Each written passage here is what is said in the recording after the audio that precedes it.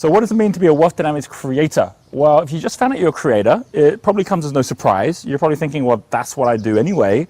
But the key thing to being a creator and knowing it is that you are now focused at what you say no to as opposed to what you say yes to. Because we always, as creators, come out with new stuff all the time. And I know I'm a creator. And the biggest issue is the fact that we are not only coming off way too much stuff that we're trying to execute, but that we're actually expecting other people to keep up, which is not necessarily what people either can do or want to do. So what happens when we find out we're a creator? The first thing is to know that it's what you say no to, which is more important than what you say yes to. To know that there's got to be a pace to the things that you actually start to execute. And most importantly, it's not your creations you need to have ownership on.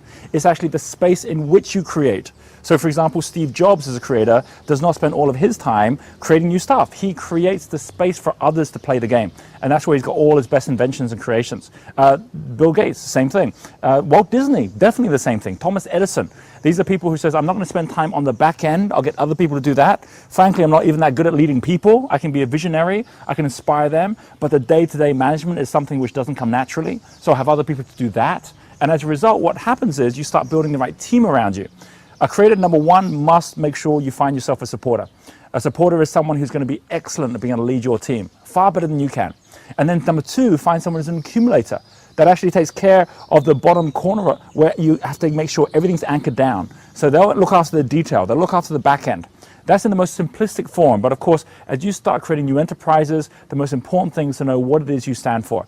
And as a creator, if you've got a whole bunch of different things, look at someone like Richard Branson and see that he doesn't just start anything. He starts things that actually have something in common with his Virgin brand and his Virgin group of companies. That Bill Gates in his time as Microsoft would always make sure it fits in with Microsoft. So what do you stand for as the overall playground that you're actually creating? It's the most amazing, magical journey once you actually start to get into your flow. And once you actually start to let go of the other parts, not by abdicating, but by delegating.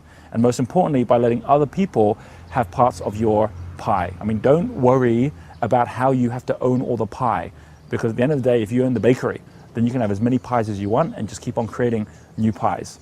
That's what Richard Branson's done. That's what someone like Thomas Edison's done. So that's what someone like Steve Jobs has done, and that's what you'll be doing as well. I have been speaking at the level of the enterprise prism when I've been sharing this. And if you find yourself in a place where you're so far stretched with your time and money because your creation's already taking you there, then take a couple of steps back in the wealth spectrum first and start to take advice from the right level that will actually work for a creator. And truly enjoy the journey.